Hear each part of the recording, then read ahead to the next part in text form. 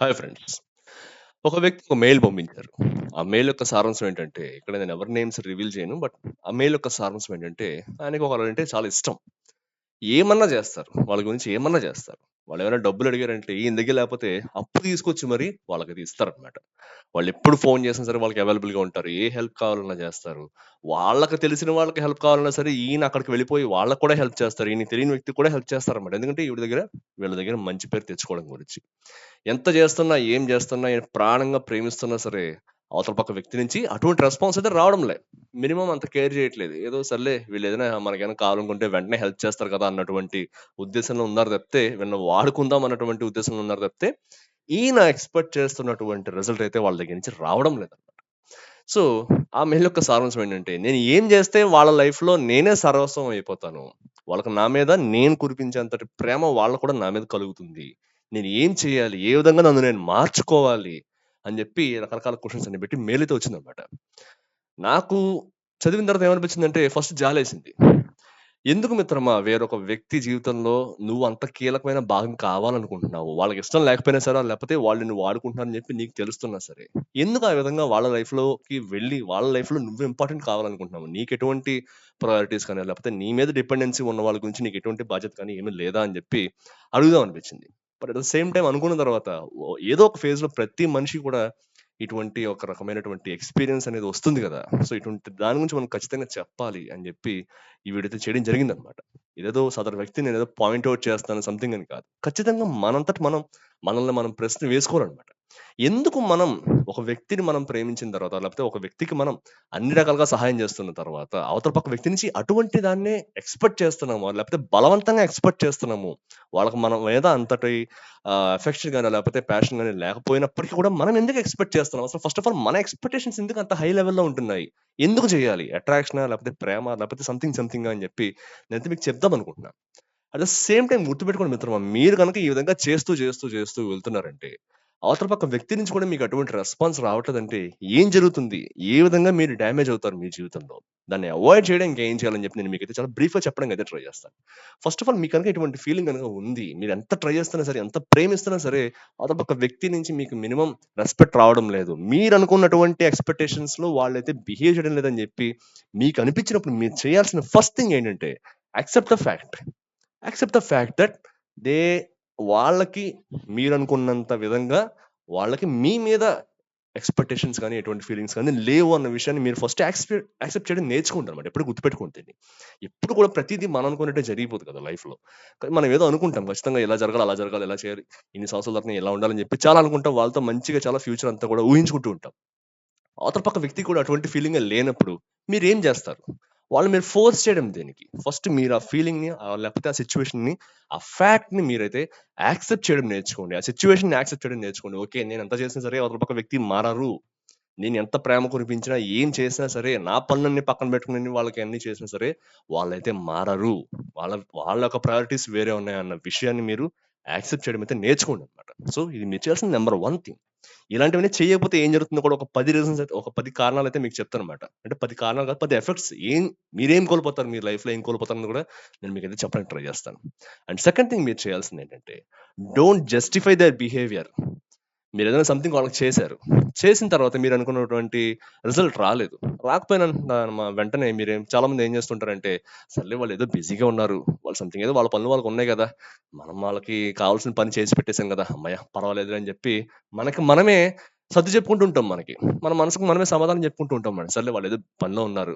మళ్ళా వాళ్ళే ఫోను చేస్తారులే, లేపోతే మనం వాళ్ళ పని చేసి పెట్టేసాం గాబట్టి ఖచ్చితంగా మనకి మన మీద వాళ్ళకి మంచి గుడ్ విల్లే ఉంటుంది. ఖచ్చితంగా మన ప్రపోజల్‌ని ఎప్పటికైనా యాక్సెప్ట్ చేస్తారు. వాళ్ళకి మన మీద ఎప్పటికైనా సరే ప్రేమో సంథింగ్ ఏదో కలుగుతుందని జెప్పి ఫాల్స్ ఎక్స్‌పెక్టేషన్స్ లేపోతే ఒక రకమైనటువంటి మిథ్యా ప్రపంచంలో బతుకుతూ ఉంటారనమాట. ఎప్పటికైనా సరే నన్ను వాళ్ళు యాక్సెప్ట్ చేయరని జెప్పి బతుకుతూ ఉంటారనమాట. ఎప్పుడు గుర్తుపెట్టుకోండి.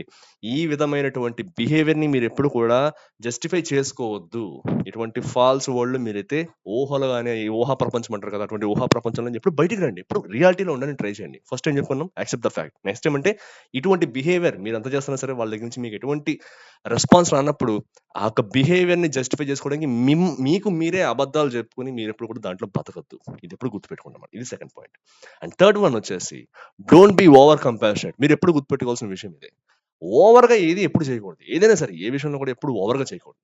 ఈ విధంగా అవతల పక్క వ్యక్తి మీకసలు ఇష్టం లేదయ్యా వాళ్ళంటే, మీరంటే వాళ్ళకి పడడం లేదా, లేపోతే ఏదో మొహమాటం కొద్దీ మిమ్మల్ని బేర్ చేస్తున్నారు, మిమ్మల్ని భరిస్తున్నారనుకున్నప్పుడు, మీరు ఓవర్‌గా కంపాషనేట్‌గా ఉండి, ఓవర్‌గా వాళ్ళ మీద ప్రేమ కురిపించేసి, ఓవర్‌గా వాళ్ళకి అవైలబుల్‌గా ఉండి, ఓవర్‌గా అన్ని పనులు చేసి పెట్టినంత మాత్రాన మీ మీద ఒపీనియన్ మారిపోదు.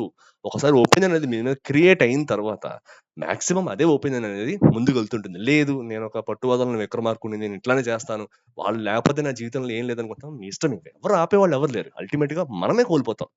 మనంతట మనమే మన యొక్క పర్సనల్ ఐడెంటిటీ, మన యొక్క వ్యక్తిత్వాన్ని కోల్పోతాం తప్పితే, అవతల పక్క వ్యక్తి కోల్పోయేది ఏమి ఉండదన్నమాట. ఇది ఎప్పుడు గుర్తుపెట్టుకోండి. మీ గురించి మీరు ఆలోచించుకోండి. ఎప్పుడు కూడా ఓవర్‌గా ఏది చేయొద్దు. ఓవర్‌గా కురిపించడం, ఓవర్‌గా మీరైతే ఫస్ట్ అవైలబుల్‌గా ఉండడం అయితే తగ్గించండన్నమాట. ఇది నంబర్ 3 చేయాల్సింది. అండ్ నంబర్ 4 మీరు చేయాల్సిందేమంటే డోంట్ స్టిక్ అరౌండ్ అన్నమాట. మీకు తెలుస్తోంది అవతల పక్క వ్యక్తి మిమ్మల్ని పట్టించుకోవడం లేదు. మీరెంత చేసినా పట్టించుకోవట్లేదన్నంత మాత్రాన ప్రతిసారి వాళ్ళ చుట్టూనే తిరుగుతూ ఉండటం. వాళ్ళు ఏం కావాలన్నా సరే చేసి పెడుతూ ఉండడము. ఏదో వాళ్ళ చుట్టూ ఎప్పుడు తిరుగుతుంటే ఎప్పటికైనా సరే వాళ్ళ ఒక ఒపీనియన్ మారిపోతుంది కదా అని జెప్పి, వాళ్ళకి ఎప్పుడు ఏ అవసరం వస్తుందో, ఎప్పుడు నన్ను పిలుస్తారో అప్పుడు నేను ఖచ్చితంగా అవైలబుల్‌గా ఉండాలని జెప్పి, ఎప్పుడు వాళ్ళ దగ్గరలోనే, వాళ్ళ పరిసరాల్లోనే, వాళ్ళ ఇంటి పరిసరాల్లోనే తిరుగుతుండడం. ఇట్లాంటివన్నీ చేయొద్దు. ఇలాంటివన్నీ కూడా అవతల పక్క వాళ్ళకి చూసేవాళ్ళు కూడా చాలా ఆక్వర్డ్‌గా అనిపిస్తాయి. అట్ ద సేమ్ టైమ్ మీకేం పని లేదనుకుంటారనమాట. సో, ఇదెప్పుడు గుర్తుపెట్టుకోండి. డోంట్ స్టిక్ అరౌండ్ అనమాట.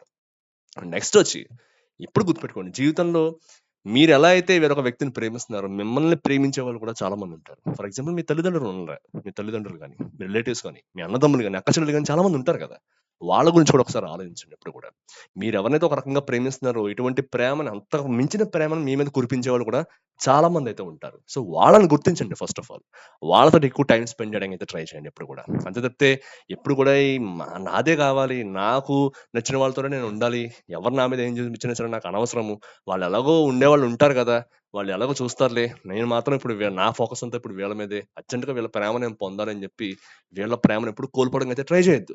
ఆలోచించండి. ఖచ్చితంగా ఉంటారనమాట ఎప్పుడు గూడా. సో, మీ యొక్క కాన్సంట్రేషన్ ఎప్పుడు గూడా రాని దాని మీద కాకుండా, అట్‌లీస్ట్ మీ చేతిలో ఏముంది దాన్ని కాపాడుకోవడం మీద ఎప్పుడు పెట్టండనమాట.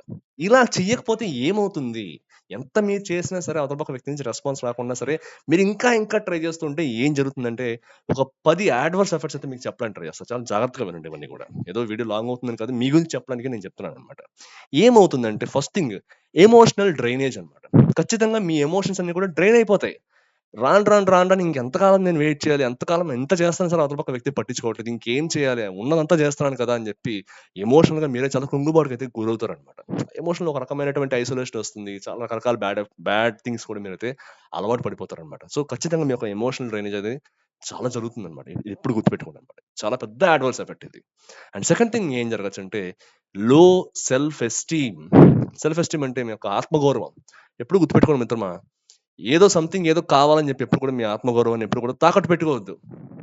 అటువంటి పనులెప్పుడు చేయొద్దు. ఎందుకు మీరంటే మీకు వాల్యూ లేదా? ఖచ్చితంగా మీ వాల్యూని కించపరిచే విధంగా అవతల పక్క వ్యక్తి యొక్క పనులున్నప్పుడు, వాళ్ళ ప్రేమ గురించి కానీ, లేకపోతే వాళ్ళ యొక్క అట్రాక్షన్ గురించి కానీ మీరెందుకు ప్రాకులాడాలి? At the cost of your self esteem. ఎప్పుడు గుర్తుపెట్టుకోండి ఇటువంటి పనులు గనుక ముందు చేస్తూ గనుక వెళ్లారంటే ఖచ్చితంగా మీ యొక్క సెల్ఫ్ ఎస్టీమ్ అనేది పడిపోతుంది. మీ ఆత్మగౌరవం తగ్గిపోతుంది. మీ అంతట మీరే తగ్గించుకుంటారు. సో, ఇది నంబర్ 2 అన్నమాట. నంబర్ 3 వచ్చి increase stress and anxiety.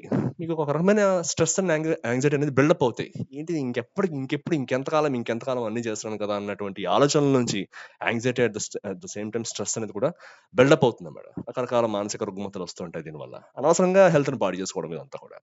And next point వచ్చి స్టాగ్నేషన్ ఇన్ పర్సనల్ గ్రోత్ అన్నమాట.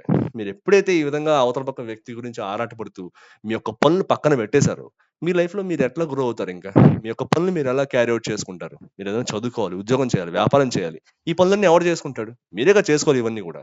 అలా కాకుండా ఇవన్నీ పక్కన పెట్టేసి ఎప్పుడైతే మీరు అవతల పక్క వ్యక్తి యొక్క ఆకర్షణలో పడి, వాళ్ళ నుంచి నాకు అటువంటి ఫీలింగ్స్ రావట్లేదని చెప్పి ఆలోచిస్తున్నారో, ఇవన్నీ ఎవరు చేయరు. ఎందుకంటే మీ పనులు మీరే చేసుకోవాలి కదా! ఖచ్చితంగా మీ యొక్క పర్సనల్ గ్రోత్ అనేది ఆగిపోతుందన్నమాట. అండ్ నెక్స్ట్ జరిగేదేమంటే ఐసోలేషన్. ఖచ్చితంగా వీటి గురించి ఆలోచిస్తూ మీకు వేరే వాళ్ళతో కలవబుద్దవ్వదు. వేరే వాళ్ళతోటి మీ యొక్క ఫీలింగ్స్ అనేవి పంచుకోబుద్దవ్వదు. ఒక రకమైనటువంటి ఒంటరితనాన్నయితే అనుభవిస్తారనమాట. ఇది అనుభవించిన వాళ్ళకే తెలుస్తుంది. ఎందుకంటే ఖచ్చితంగా ఇట్లాంటి ఫేజ్‌లో చాలా మందిని నేను చూసాను. కొంతకాలం పాటు నేను కూడా ఇటువంటి ఫేజ్‌లో ఉన్నాను కాబట్టి చెప్తున్నాననమాట ఇదంతా కూడా. సో, ఖచ్చితంగా మీరు చాలా ఒంటరిగా ఫీల్ అవుతారు.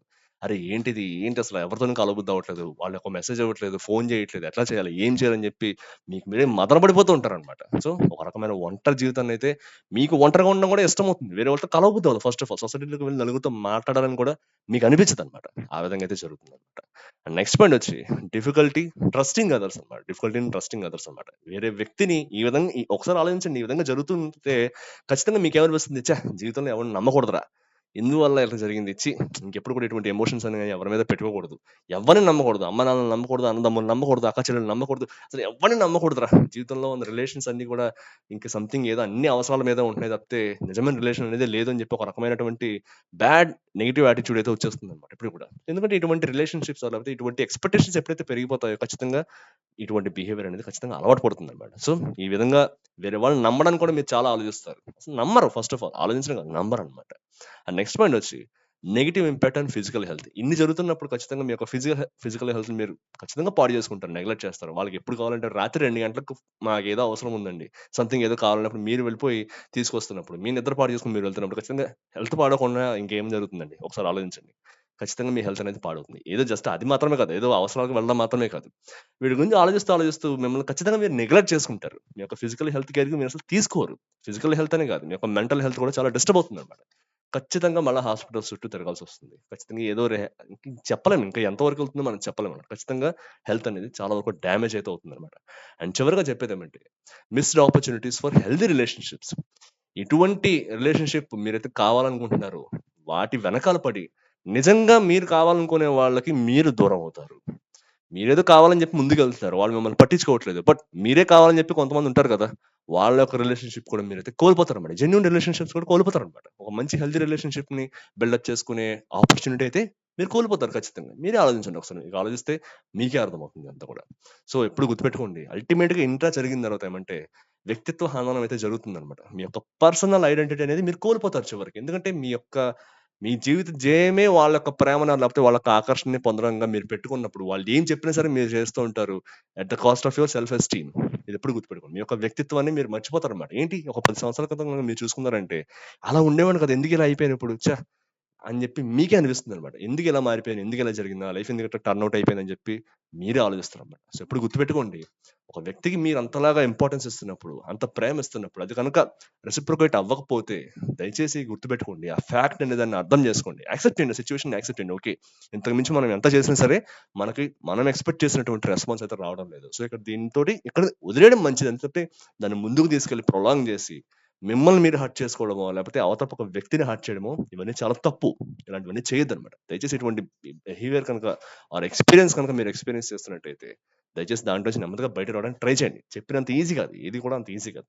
అంతా కూడా ప్రాక్టీస్ మీదే వస్తుందనమాట. సో, ప్రతి పాయింట్ కూడా 2, 3 సార్లు చూడండి. మీకు అర్థం కాకపోతే మళ్ళీ చూడండి తప్పితే, అంతే తప్పితే ఏదో ఎప్పటికన్నా సరే ఆశలు చిగురిస్తాయి. లేపోతే ఏదో సంథింగ్ ఏదో వాళ్ళు ఒప్పుకుంటారన్న ఫాల్స్ ఎక్స్‌పెక్టేషన్స్‌లో అటువంటి ఊహాలోకంలో మాత్రం బ్రతకొద్దనమాట. సో, దయచేసి ఇదంతా కూడా మీరు అర్థం చేసుకుంటారని చెప్పి అనుకుంటున్నాను. సో, మీకేమైనా డౌట్స్ ఉన్నాయంటే బయోలో మెన్షన్ చేసిన ఈమెయిల్ ఐడీకైతే మెయిల్ చేయడానికైతే ట్రై చేయండి. సో, మీకు గనుక నచ్చినట్టయితే ప్లీజ్ సబ్‌స్క్రైబ్ అండ్ మరో వీడియోలో మళ్ళీ కలుసుకుందాం. అంతవరకు టేక్ కేర్. బాయ్.